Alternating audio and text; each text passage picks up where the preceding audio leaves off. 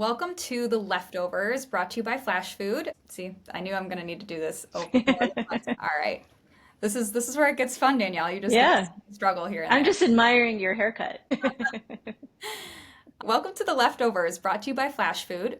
I'm your guest host, Calli Brannan, the head of customer success here at Flashfood. Our guest today is Danielle Todd, founder and executive director of Make Food Not Waste, a Detroit-based nonprofit working to solve food waste in Michigan through policy, hunger, action, and community collaboration. Danielle, thank you so much for being on the show with us today. I'm really excited to have you here. I'm excited to be here. Thank you.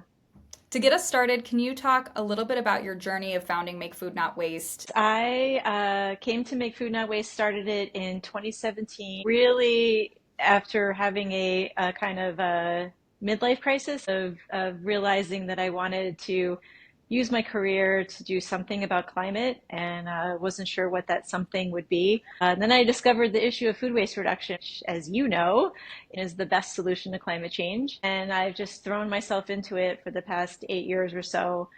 We started out really just as an informal volunteer group, putting together large events in downtown Detroit to really introduce the issue to people and get them excited about it. Over time, we've really evolved our programs into identifying what gaps there are in the local food system and figure out how we could plug in and make a difference in keeping more food from going to waste. You mentioned that you kind of had this midlife crisis that threw you into this. What sparked your interest in noticing that food waste was this big issue that you needed to be a part of? Well, like I said, I knew I wanted to do something in climate and didn't really know where to begin. It's just such a massive problem and a massive issue with so many different ways that you can engage. And I don't have a background in science or engineering, so I knew I wasn't going to be creating vacuums to take CO2 out of the atmosphere and building EV cars and anything like that. So I turned to Project Drawdown. Project Drawdown does amazing research and looks at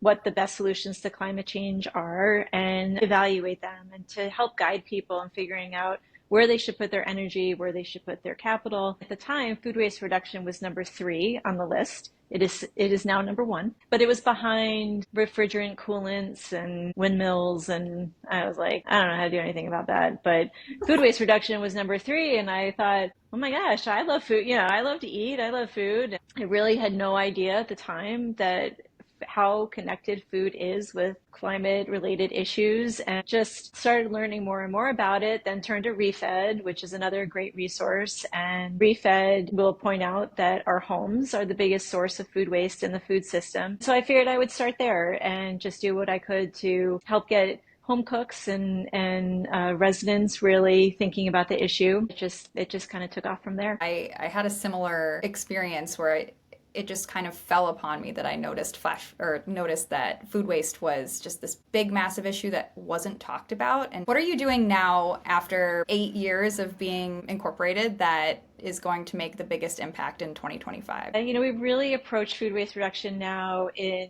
twofold. We recognize that food's going to waste all around us all the time, and something needs to be done immediately. And so to address that, we operate 2 kitchens in the city of Detroit.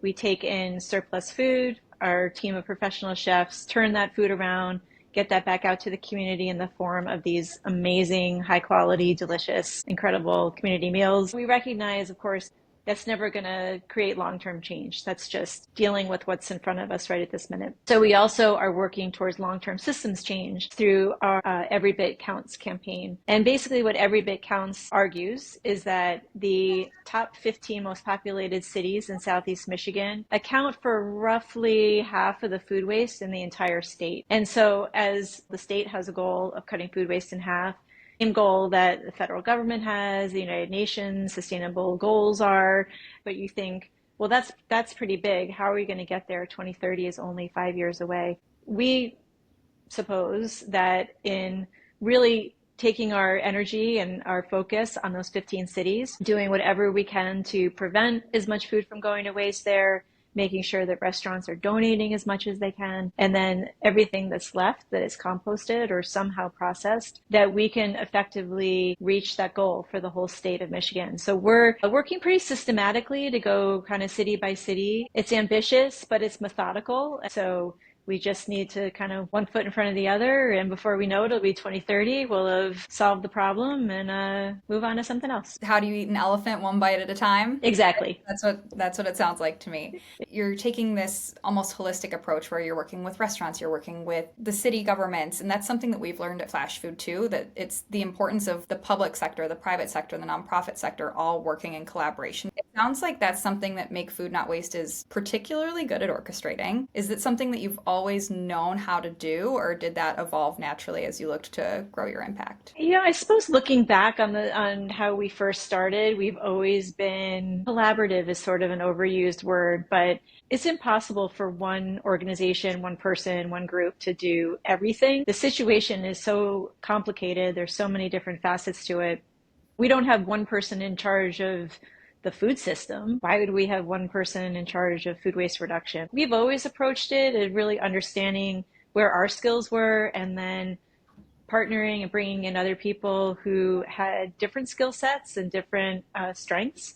And that just kind of came to us naturally. Our first large scale event in Detroit in 2018, we basically threw a party for free and invited all of Detroit, and 2,500 people came, and we did it for like $2,000 or something silly, that because we brought in so many people who said, oh, I can provide this service and I can do this for you and I can offer this. And it just was a true community event in that way.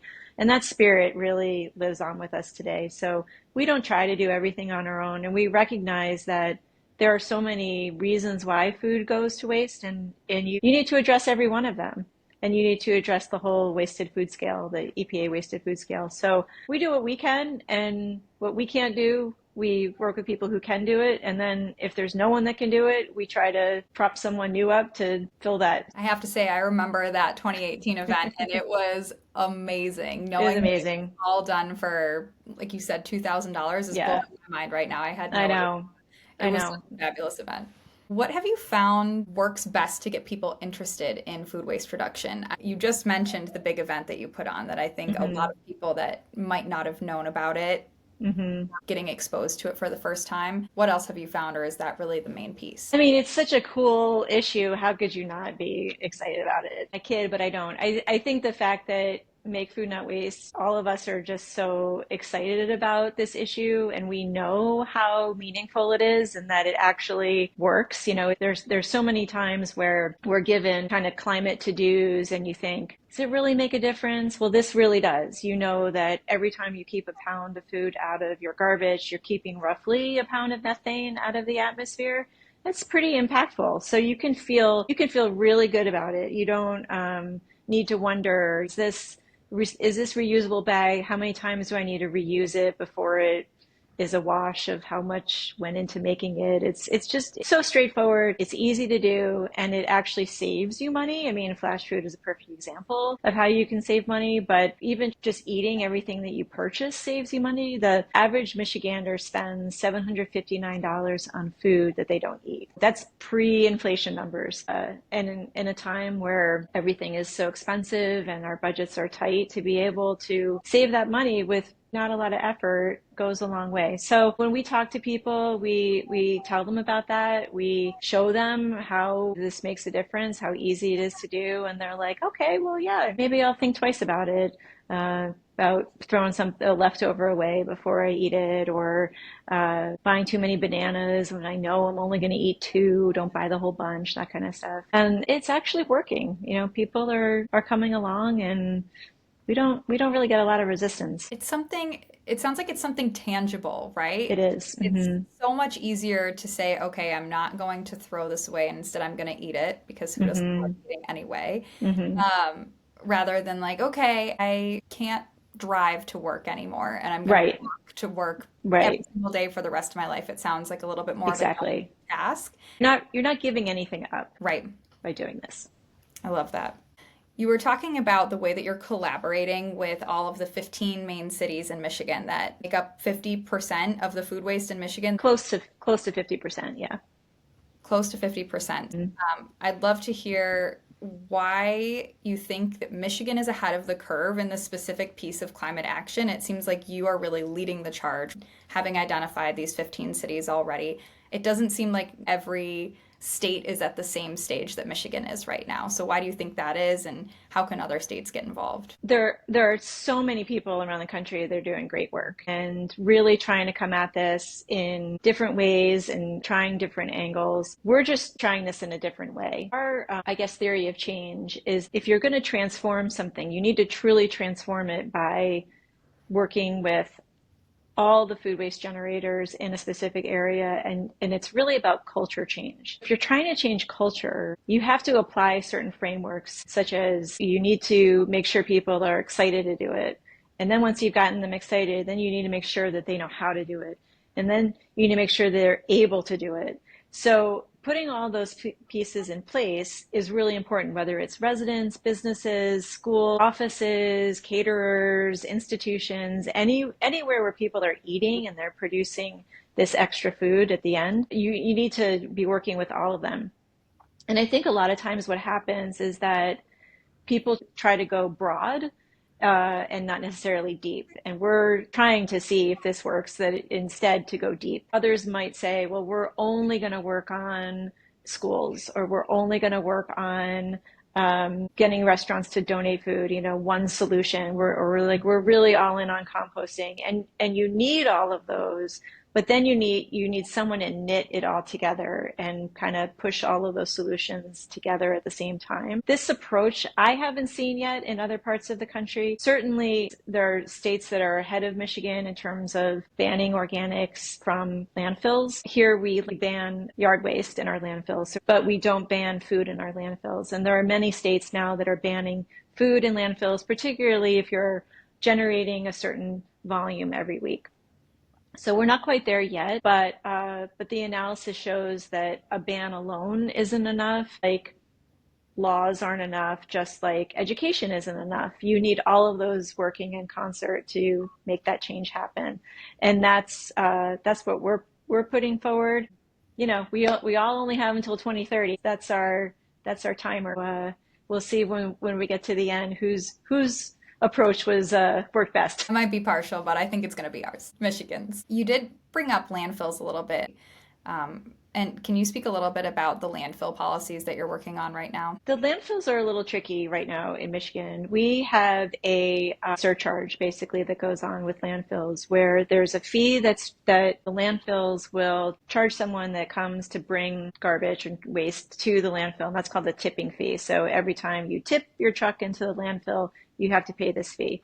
And then there's usually a surcharge on top of that goes to the state. The state of Michigan's surcharge is, if I'm remembering correctly, it's 36 cents a ton. But the states that are around us charge $5 a ton. And some of the states farther away can charge up to $100 a ton. So there's an incentive in Michigan to throw your food in, or throw everything in the trash, because it's relatively inexpensive compared to our neighboring states, and also encourages neighboring state and countries, Canada too. We take a lot of our waste in from Canada, to bring their waste here to save that money. So there's been movement at the state level to address that and at least bring up our surcharge to be comparable to our neighboring states, so that we're just on par with them. And that's gotten a fair amount of resistance, as you can imagine, because no one likes to pay more for services. We haven't started really working on anything related to a ban. That's probably ultimately where we'll head, but we don't want to push that too soon, because as you can imagine, if you put a ban on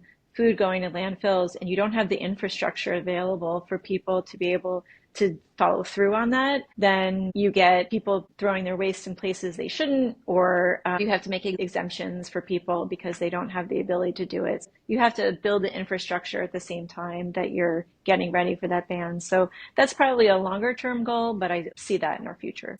It's been something that's been on my mind too, with our landfill costs being so minimal compared to the others, and knowing that we also have a large percentage of the world's fresh water that can ultimately contaminate. So I'm really thankful for Make Food Not Waste to advocate towards making it a little bit more equal. Yeah, for sure. If there was one thing that you wanted everybody to take away from this podcast, what would you want them to take away from it? Gosh, just one thing. I would say We love what we do. It's super fun. If you're in Michigan and you want to come hang out with us, please do.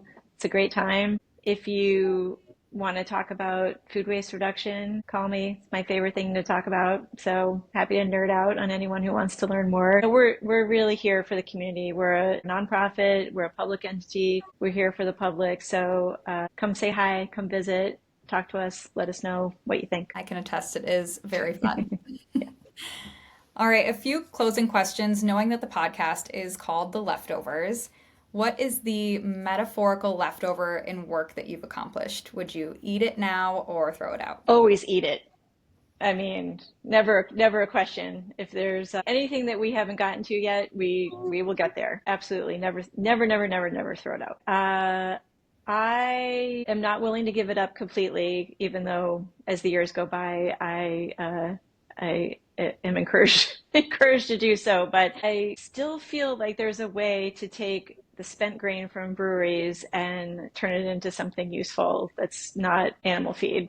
And we've tried, the chefs have tried, we've looked at the whole process of dehydrating it and milling it and cooking with it, and it turns out it's very expensive. So the taste is there, the quality is there, the volume of donated leftover spent grain is there, but it's just cheaper to buy all-purpose flour. So can't get the economics to work. But that is one thing that's been left on the table that kind of grinds at me. No pun intended. Yeah.